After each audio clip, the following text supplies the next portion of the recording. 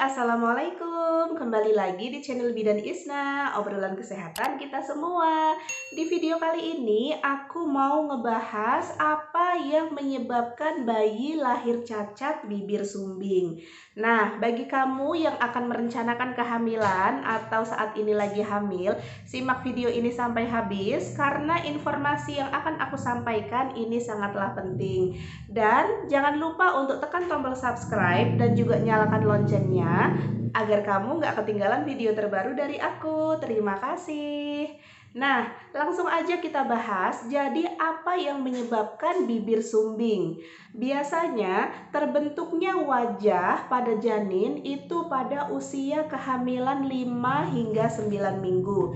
Nah, jadi pada trimester awal itu ya Bun, pada saat usia itu pada masanya janin itu terbentuk, wajahnya terbentuk, kemudian matanya terbentuk, hidungnya terbentuk, mulutnya terbentuk. Jadi itu pada waktu pembentukan wajah janin. Apabila terjadi gangguan atau terjadi sesuatu pada saat janin itu lagi membentuk wajah, lagi membentuk mulut, lagi membentuk hidung. Nah, apabila terjadi gangguan bisa saja menyebabkan cacat bibir sumbing. Lalu, apa saja faktor-faktor yang bisa memungkinkan terjadinya bibir sumbing itu? Faktor-faktor yang bisa menyebabkan bibir sumbing yang pertama keturunan. Nah, keturunan ini berkaitan dengan genetik dari orang tua. Namun tidak hanya pada orang tua langsung, misalkan dari ayah atau dari ibu. Bisa juga dari kakek atau neneknya atau mungkin dari ibunya kakek atau neneknya lagi. Jadi, faktor genetik atau faktor keturunan ini sangat mempengaruhi terjadinya bibir sumbing. Kemudian penyebab yang kedua bisa dikarenakan terpapar obat-obatan jenis tertentu. Ketika sedang hamil, sebaiknya seorang wanita itu tidak boleh mengkonsumsi obat-obatan yang sembarangan. Karena obat-obatan yang sembarangan ini bisa berdampak pada janinnya. Nah, terutama lagi pada saat trimester pertama, yaitu pada 3 bulan pertama. 3 bulan pertama, seperti yang saya sampaikan tadi, sedang terjadinya pembentukan janin, terbentuknya muka, wajah, tangan, kaki, dan lain sebagainya. Apabila seorang wanita sedang hamil kemudian mengkonsumsi obat-obatan tertentu yang harusnya tidak dikonsumsi oleh ibu hamil, bisa saja menyebabkan terjadinya kecacatan seperti contohnya bibir sumbing itu.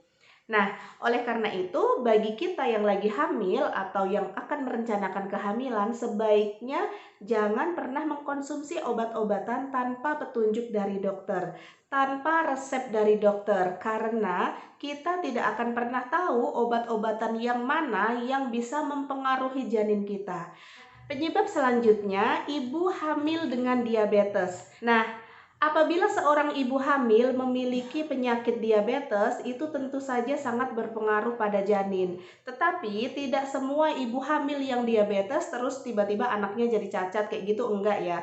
Kenapa ibu hamil dengan diabetes bisa menyebabkan janin cacat?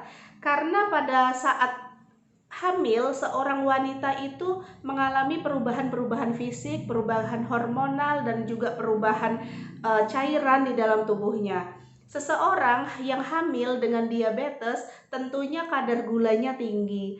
Kalau kadar gulanya tinggi, penyerapan sari-sari makanan itu di dalam tubuh itu biasanya lebih lambat, aliran darahnya juga lebih lambat, sehingga nutrisi-nutrisi di dalam tubuhnya yang akan ditransferkan atau akan disalurkan ke janin itu biasanya juga lebih terhambat. Nah, hal ini juga bisa mempengaruhi hormonnya. Kalau hormon seorang ibu hamil itu tidak stabil, juga bisa mengganggu proses tumbuh kembang janinnya.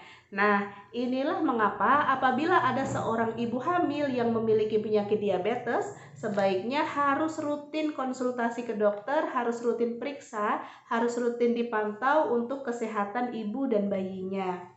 Kemudian faktor yang keempat yang bisa menyebabkan terjadinya bibir sumbing yaitu ibu hamil dengan obesitas.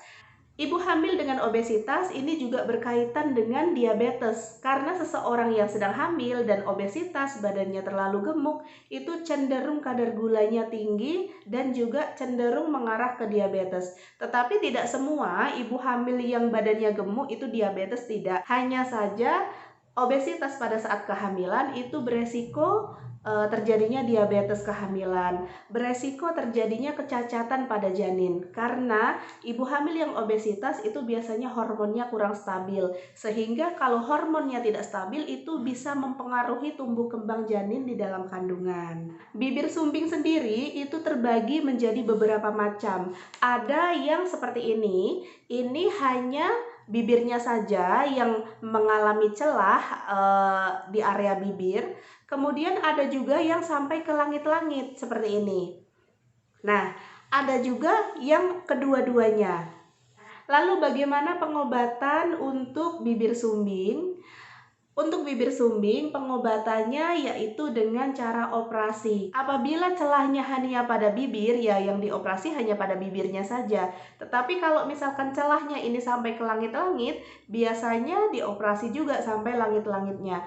Dan operasi bibir sumbing itu juga tergantung keparahan dari kondisi bayi. Biasanya tidak hanya sekali saja operasinya, tetapi bisa 2 atau 3 kali. Karena nggak bisa langsung dioperasi sekaligus gitu, disambung semua dari langit-langit sampai ke bibir gitu, enggak. Tetapi ada tahap-tahapannya. Bagaimana caranya mencegah agar tidak terjadi bibir sumbing? Yang pertama, usahakan hamil dalam usia reproduksi sehat.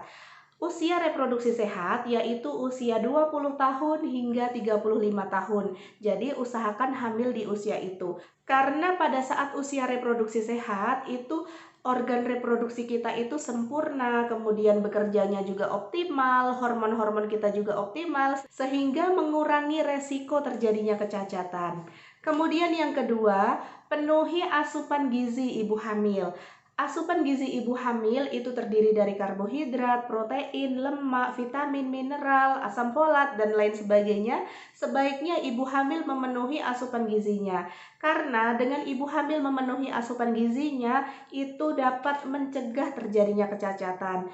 Penuhi juga asupan asam folat, karena asam folat ini sangat berperan penting pada saat awal-awal kehamilan, mencegah keguguran dan juga mencegah kecacatan. Kemudian yang ketiga, lingkungan yang bersih. Nah, lingkungan yang bersih ini sangat berkaitan dengan kesehatan ibu hamil. Apabila lingkungan bersih, ibu hamil dapat terhindar dari virus, bakteri, jamur. Nah, seperti yang virus TORS, kalau misalkan lingkungannya nggak bersih, dikhawatirkan ada virus TORS yang bisa menyebabkan infeksi pada ibu hamil dan juga bisa menyebabkan kecacatan. Selanjutnya, diet pada ibu hamil yang mengalami obesitas.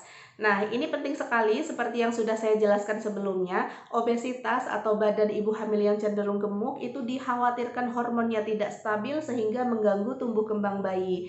Kalau misalkan kita mau merencanakan kehamilan, apabila berat badan kita itu rasanya berlebih, coba turunkan dulu 10% dari berat badan baru kita hamil. Kalau misalkan sudah terlanjur hamil dengan berat badan yang berlebih, sebaiknya konsultasikan ke tenaga kesehatan, ke bidan, ke dokter untuk mengetahui gizi atau asupan nutrisi yang harus dimakan. Nah, mungkin itu aja yang bisa aku sampaikan. Terima kasih sudah tonton video aku. Semoga video ini bermanfaat ya. Jangan lupa untuk like, komen, dan subscribe. Wassalamualaikum.